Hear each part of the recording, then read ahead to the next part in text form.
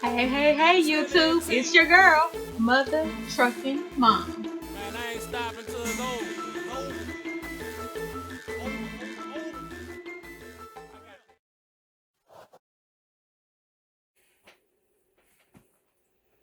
What's up, YouTubers? It's your girl, Mother Trucking Mom. What's up? So today, I'm always do that. Sorry, guys.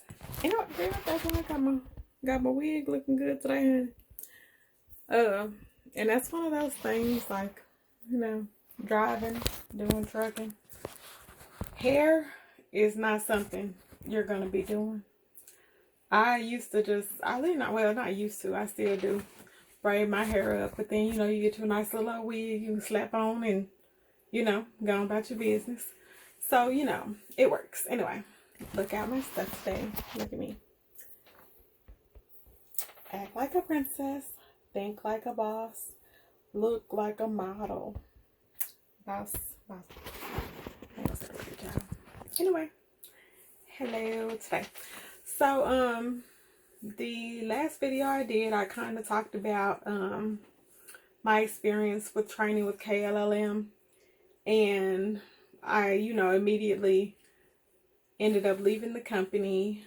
Like I said, they have a good training base. They can do good training, but as far as really like working there, I wouldn't even recommend it because, you know, the pay scale is low. Even starting off, the pay scale is low.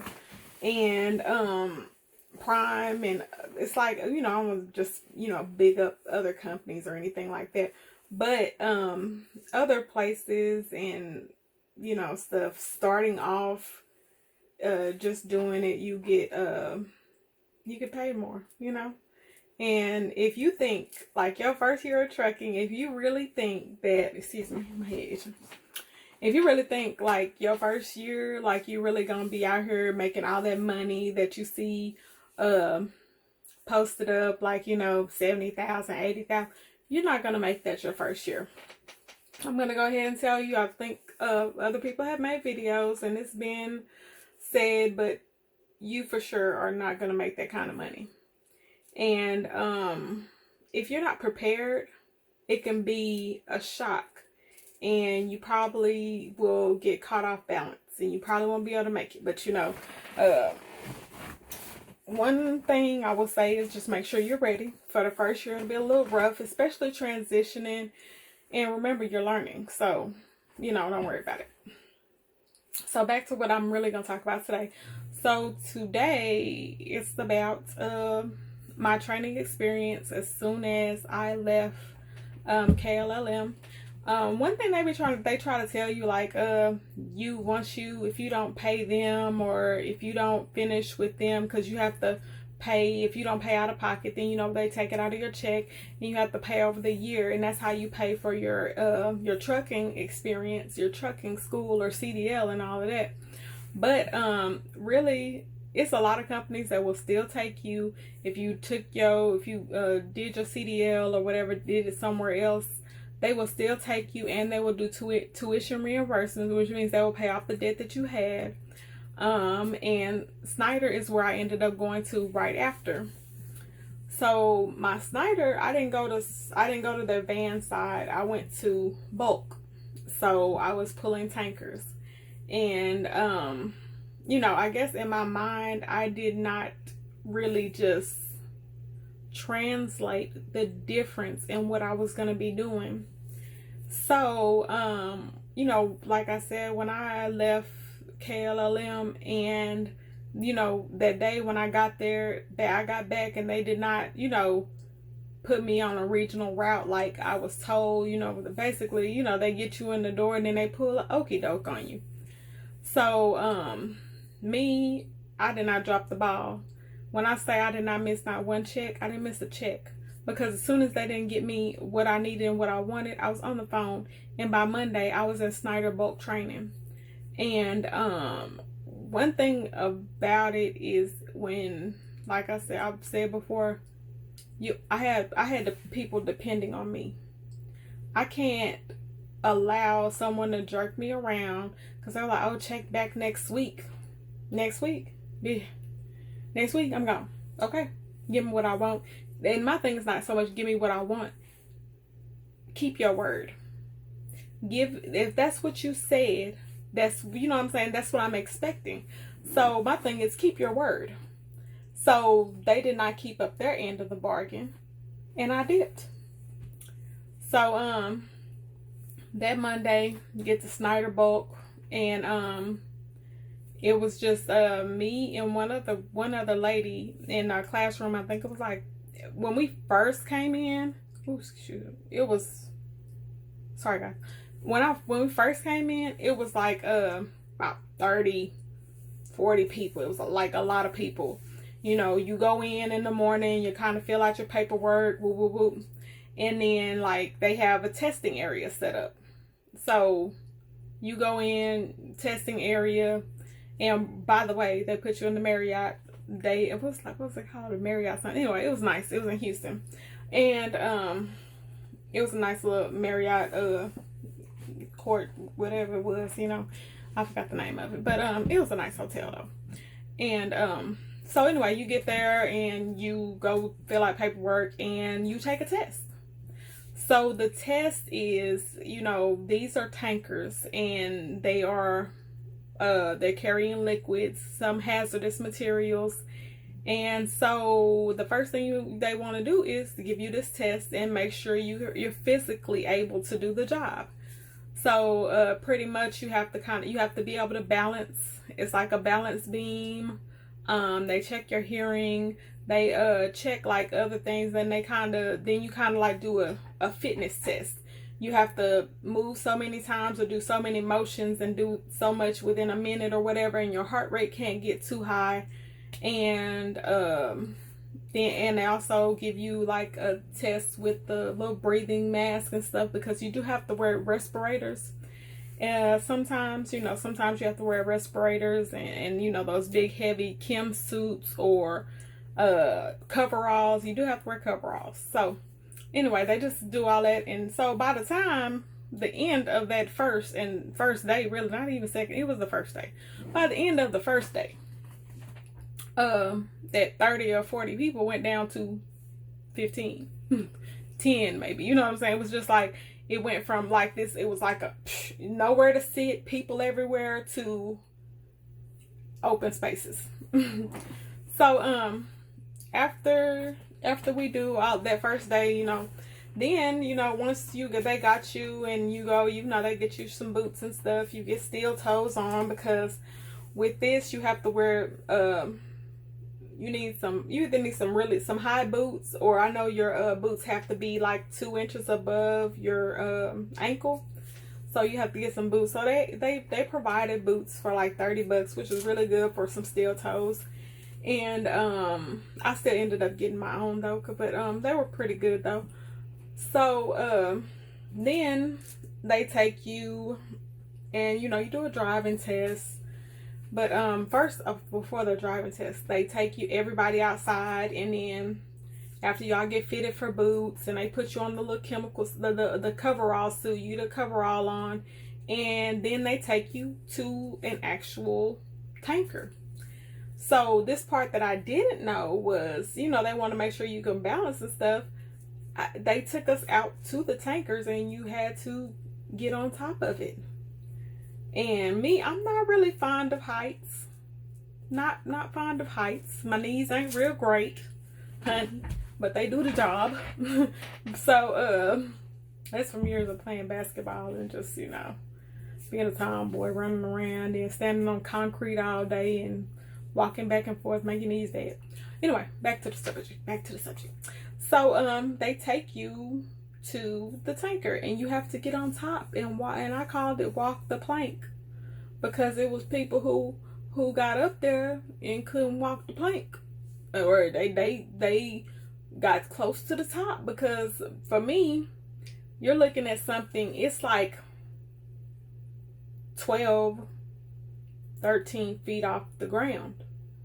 Then I'm 5'10", and they're 6 foot. So when you're on top of this 13-foot high trailer, then you're looking down. It's scary. It is. Believe me. Oh, it's scary. And so, you know, I got up there. I really didn't want to do it, and I really just didn't want to do it in front of people. But, you know, I had to do what I had to do. So I walked the plank. You know, it was probably about 3 or 4 more people who fell off after that because they either couldn't walk down the thing, or they couldn't squat down to tighten the cap and keep their balance on top of the truck. So, you know, it's really scary, like, you know, because you could fall. So, okay, next day, boom, you know, that was pretty, you know, that nerve-wrecked everybody for the day. You know, we did driving tests, like the next day, we did a driving test to make sure, you know, we could actually drive a stick shift. And, they also had automatic trucks, but, you know, I drove a stick. So, you know, automatic stick really didn't matter. I drove a stick. And, that once you get in there and you kind of, you're going and you get that first boom from the back, because that's what happens. Like, they have we had water in the trailer, so you could really see what it's like to actually pull some liquids. So once you start, you know, kind of going and you have to stop and you get that first boom, that back of that trailer knock your spine loose if you ain't ready. Excuse me. Anyway, that first boom, it'll knock your spine loose if you ain't ready. Because it's something serious. So, you know, that was, you know, crazy. You know, then you have to learn how to stop before you stop, or, you know, how to time the lights so that way you're not slamming on your brakes, or, you know what I'm saying, you have to anticipate the light and make sure you're not getting a, you know, a false green or something. You think the light's green, you trying to go and the light change like right in the middle, because once those things are going, it's really hard. They're hard to stop. You can't just, it's not like, you know, driving even just regular 18-wheelers are hard to stop, period. You know, they need a distance to stop, but tankers, it's a little bit extra. It's a little extra. Okay, so anyway, training. So, you know, then after that, like the next couple of days, it was just me and one other lady. And so by the 3rd day, we we were hooking up hoses, and we had already walked to the top of a trailer. But, you know, like when we were all in the group with guys and the girls, just the 2 of us, we were all in the groups. We went to the trailer and it had rails on the side. So once you climbed up the side, you know, you can look down, but it was like a rail there. So it gave you like a little reassurance. And, you know, you kind of wasn't so nervous. But, you know, like once I get up there, my heart beating. But, you know, excuse me. We'll bleep that one out. So anyway, so once you get up there, you know, it's scary. But, you know, we were on a rail with other guys, and we had the trailer with the rails on it. There's like 2 trailers with the rails and 1 without the rails. So lucky us, such a coincidence, you know, it's just 2 females. They had 1 lady trainer, so she came and got me and the other lady, and so we kind of had split into groups. And so the guys get the trailer with the rails on it. They take us to the trailer with no rails. So, you know, got up on the trailer. You know, the lady, she trying to talk to us, but like all 3 of us are on top of the trailer, and I'm like, you know, I'm looking at her like, don't touch me. Like, this is life or death right here, because we on top of this high trailer, and we're like standing next to each other, and then she's like, y'all come look. No, 1 person's looking at a time, baby. This is a plank. This thing is about it's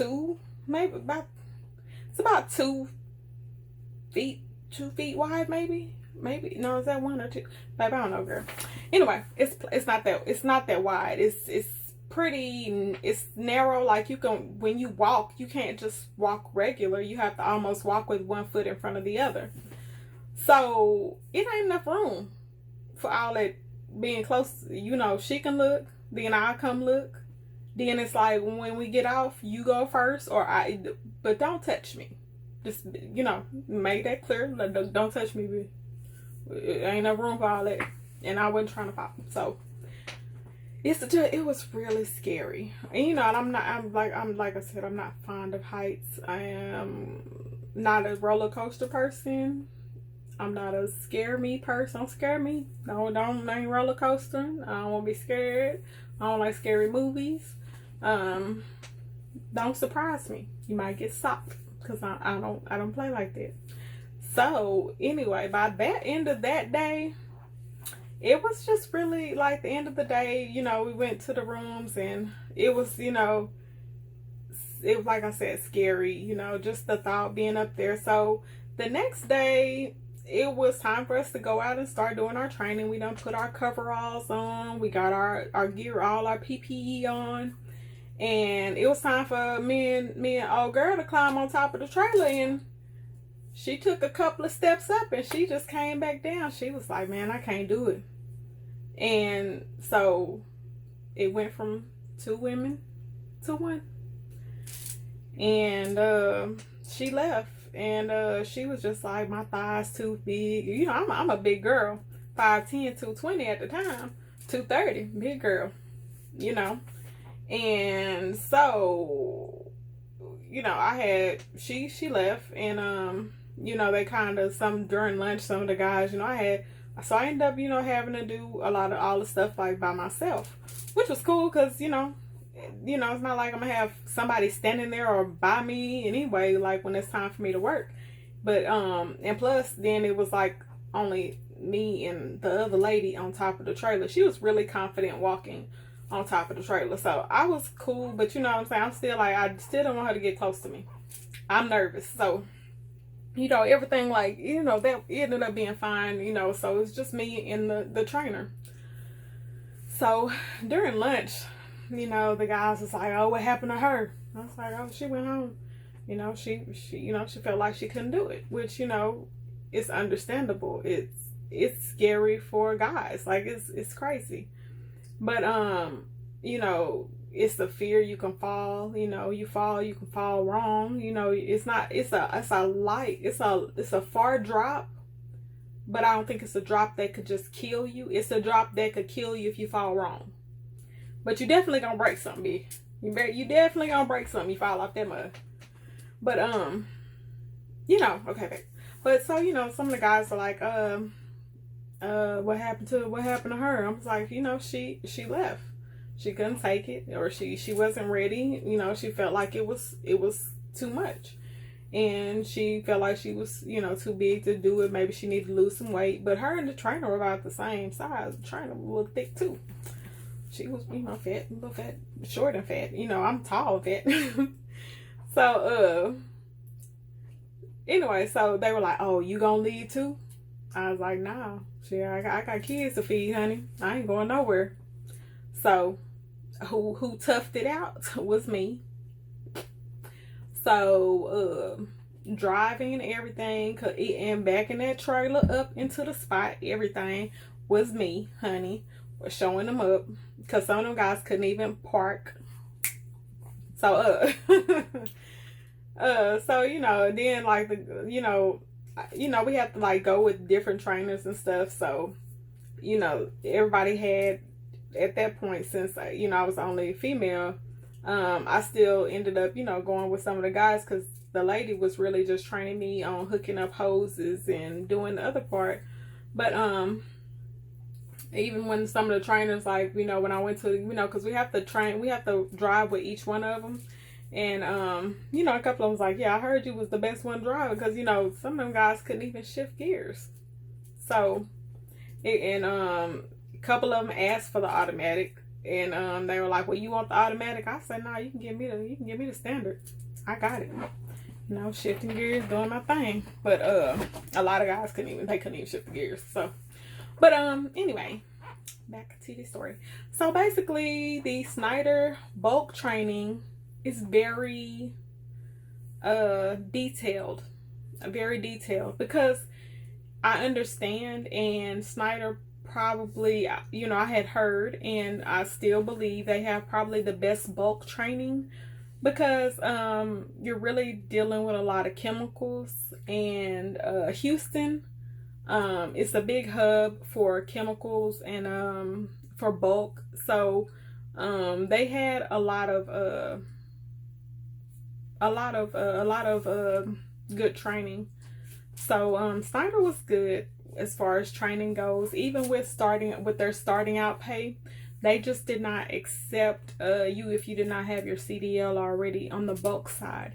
You could go to the transport side and get trained, but the bulk side, you had to already have your license and your Haz-Mat to work on that side. But Schneider was a good company to work for. I really didn't have any, like, the one problem that I did have, one of the one real problem that I did have, like when I first got hired, I had already, you know, let the person know and let my driver manager know, you know, my daughter's graduating high school this year. It's stuff that I do not want to miss as her mother. And, you know, like, it was the end of the year almost. It was like prom and, you know, the senior baccalaureate and all the, you know, the hoopla that goes with the senior year. And, you know, I wanted to be there for it. So I had already told, you know, I had already expressed, you know, how I felt about being on the road. And, you know, plus I had got a regional position, which is what I did, regional. So, as far as the, being regional, it was good and it worked, and for the most part I didn't have any problems. The only issue that I did have was my driver manager that I had at the time was kind of a little prick, but you know, I didn't really, you know, like I told him, you know, I think he had me out for like 2 weeks, going on the 3rd week, and I was ready to go home. And, you know, really, I hadn't really been out like that. So I'm like, what is he doing? You know, like, why am I not getting routed back home? I had put in my days on the Qualcomm and did what I was supposed to do. And he was telling me, oh, well, you're not going to be able to go home every week. And I said, well, you know, that's not what I signed up for. And because when the job, the posting, it was like regional bulk driver in the Dallas area. It said I had the opportunity to spend some of my 10-hour breaks at home, and it said I would spend my 34-hour break at home. So I'm like, oh shoot, I'll be able to kind of be home during the week. Ooh, let me, you know, get on that job. So that's the reason why I signed up for it. So, you know, and the driver manager told me, he was like, well, they lied to you. You're not gonna get that day off. You're not gonna go home. You need to call your recruiter and find you. Basically told me find something else to do, because my recruiter lied to me and I wasn't gonna get to go home. So me pull his card. I had to go ahead and pull his card. I called my recruiter. I said, say, I was like, look, this is what I broke down what the posting said, which was still up. To pull it out, look, you know, here's what you told me, and this is what this man is telling me. And if I cannot be off and I can't do this, then I'm gonna go home. I'm good, you know, because I wasn't really, I was, you know, everybody need that job, you know, you need some money, but I wasn't going to do it at any cost. And that's pretty much my bottom line. When it comes to my family, nothing was going to stop me from being there for my child. And so I just, you know, I told him, and by the time, probably like the next day, my driver manager was calling me and apologizing, and they were routing me home. And from that point on, it was great. I was off every weekend almost. Pretty much I was off every weekend. I was, all I did was, put my days in on the Qualcomm. I was off every weekend. And whenever my daughter had stuff and events, as I pretty much knew what was coming up. When it was coming up, I put the days in. I was off. And the route and the stuff that I was doing, like I was going to Odessa and coming back towards Dallas to the Dallas terminal. So when I came back to the Dallas terminal, I was able to spend my 10-hour breaks at home, like the posting said. So for the most part, it was a good experience, and I probably would have stayed there. But my daughter graduated high school. Then it was time for her to go to college, and she went out of state for college. And it was just me and my 6-year-old. So me and my 6-year-old. So it's like I needed to be home for my baby. So I went looking for a local position because that's what I needed. And Schneider at that time could not provide that. I probably should have tried to go to the transport side, but I didn't. I really like bulk. Even now, it's like sometimes I'm like, I wish I was still pulling tankers. I really enjoyed it. It was a skill. You definitely have to have a skill, be a skilled driver, because tankers can turn over. The center of gravity is higher, and it's just sometimes it's it kind of keeps you on your toes. That's for sure. And even doing Haz-Mat, it keeps you on your toes, because you have to dot your I's and cross your T's. So it's it's something. It's fun. I liked it. And everybody's not a bulk or tanker type of person. But anyway, but that's really pretty much it for my Schneider experience. It was cool, and I enjoyed pulling tankers. I might throw a few pictures and let y'all see my little thing. Anyway, y'all have a great day, and thanks for rocking with your girl, mother. I be trying to say that goddamn word. Thanks for rocking with your girl, mother trucking mom.